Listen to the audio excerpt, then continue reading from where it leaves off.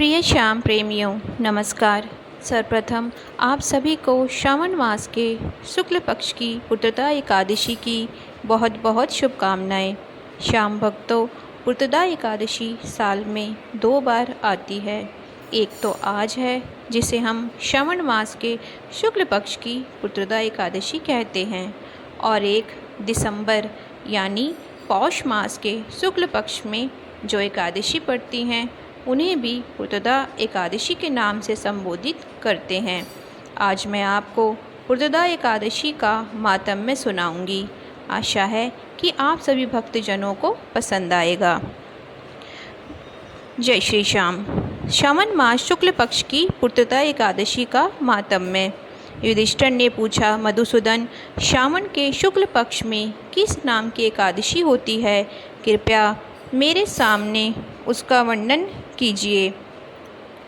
भगवान श्री कृष्ण बोले, राजन, प्राचीन काल की बात है। द्वापर युग के प्रारंभ का समय था। महिष्मतिपुर में राजा महिजीत अपने राज्य का पालन करते थे, किंतु उन्हें कोई पुत्र नहीं था, इसलिए वह राज्य उन्हें सुखदायक नहीं प्रतीत होता था। अपनी अवस्था अधिक देख राजा को बड़ी चिंता हुई।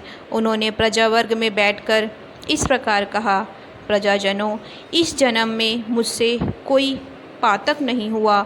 मैंने अपने खजाने में अन्याय से कमाया हुआ धन नहीं जमा किया है, प्रजा का पुत्र की भांति पालन किया है, धर्म से पृथ्वी पर अधिकार जमाया तथा दुष्टों व बंधु और प्रजा को पुत्र के समान ही रखा है, किसी निर्दोष को दंड नहीं दिया, शिष्ट पुरुषों का सदा सम्मान किया और किसी निर्दोष को कभी दंड नहीं दिया।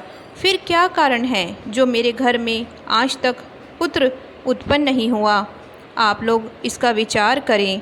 राजा के ये वचन सुनकर प्रजा और पुरोहितों के साथ ब्राह्मणों ने उनके हित का विचार करके गहन वन में प्रवेश किया। राजा का कल्याण चाहने वाले वे सभी लोग इधर उधर घूमकर ऋषि सेवित आश्रमों की तलाश करने लगे। इतने में ही उन्हें मुनिश्रेष्ठ लोमश का दर्शन हुआ। लोमश जी धर्म के तत्वज्ञ, संपूर्ण शास्त्रों के विशिष्ट विद्वान, दीर्घायु और महात्मा हैं। उनका शरीर लोम से भरा हुआ है। वे ब्रह्मा जी के समान तेजस्वी हैं। एक एक कल्प बीतने पर उनके शरीर का एक एक लोम विशीर्ण होता टूटकर गिरता है, इसलिए उनका नाम लोमश हुआ है। वे महामुनि तीनों कालों की बातें जानते हैं। उन्हें देखकर सब लोगों को बड़ा हर्ष हुआ।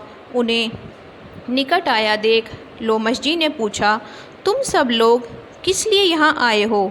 अपने आगमन का कारण बताओ। तुम लोगों के लिए जो हितकर कार्य होगा इसे मैं अवश्य करूँगा। प्रजाओं ने कहा, ब्राह्मण, इस समय महिजीत नाम वाले जो राजा हैं उन्हें कोई संतान नहीं है। हम लोग उन्हीं की प्रजा हैं जिनका उन्होंने पुत्र की भांति पालन किया है।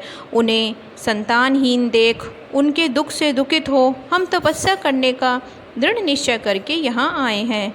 द्विजोतम राजा के भाग्य में इस समय हमें आपका दर्शन मिल गया है।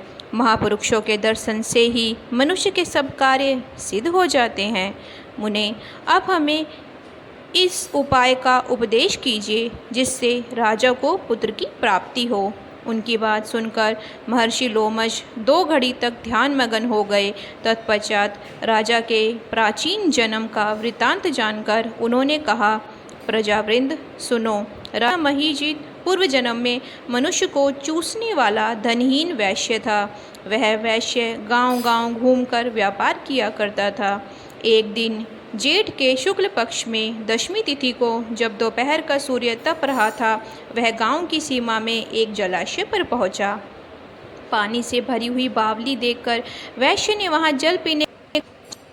इतने में वहां बछड़े के साथ एक गौ माता भी आ पहुंची। वह प्यास से व्याकुल थी और ताप से पीड़ित थी, अतः बावली में जाकर जल पीने लगी। वैश्य ने पानी पीती हुई गौ माँ को हाँक कर दूर हटा दिया और खुद पानी पीने लगा। उसी पाप कर्म के कारण राजा इस समय पुत्रहीन हुए हैं। किसी जन्म के पुण्य से इन्हें अकंटक राज्य की प्राप्ति तो हुई, परंतु वे संतान सुख नहीं मिल पाया उन्हें। प्रजाओं ने कहा, मुने, पुराण में सुना जाता है कि प्रायश्चित रूप पुण्य से पाप नष्ट होता है, अतः पुण्य का उपदेश कीजिए जिससे राजा का पाप का नाश हो सके। लोमश जी बोले, प्रजाजनों, श्रावण मास के शुक्ल पक्ष में जो एकादशी होती है वह पुत्रदा के नाम से विख्यात है। वह मनोवांछित फल प्रदान करने वाली है। तुम लोग उसी का व्रत करो। यह सुनकर प्रजाओं ने मुनि को नमस्कार किया और नगर में आकर विधि पूर्वक पुत्रदा एकादशी के व्रत का अनुष्ठान किया। उन्होंने विधि पूर्वक जागरण भी किया और उसका निर्मल पुण्य राजा को दे दिया। तत्पश्चात रानी ने गर्भ धारण किया और प्रसव का समय आने पर बलवान पुत्र को जन्म दिया। पुत्रदा एकादशी का महात्म्य सुनकर मनुष्य पाप से मुक्त हो जाता है तथा इस लोक में सुख पाकर परलोक में स्वर्गीय गति को प्राप्त होता है। बोलो एकादशी मैया की जय, बोलो श्याम बाबा की जय। प्रिय श्याम प्रेमियों, ये था पुत्रदा एकादशी का महात्म्य। कहीं कहीं किसी किसी स्थान पर पुत्रदा एकादशी को पवित्रता एकादशी के नाम से भी जाना जाता है। कहते हैं, जिन स्त्रियों को विवाह पश्चात संतान का सुख नहीं मिलता, उन स्त्रियों के लिए बाबा श्याम की पुत्रदा एकादशी एक बहुत बड़े आशीर्वाद के रूप में आती है। एकादशी का मातम्य सुनाते समय मुझसे कोई भी त्रुटि हो गई हो तो मुझे क्षमा कीजिए। बाबा श्याम सभी भक्तजनों को सदैव खुश रखें और हम सभी की मनोकामनाएं पूरी करें। इसी विश्वास के साथ जय श्री श्याम।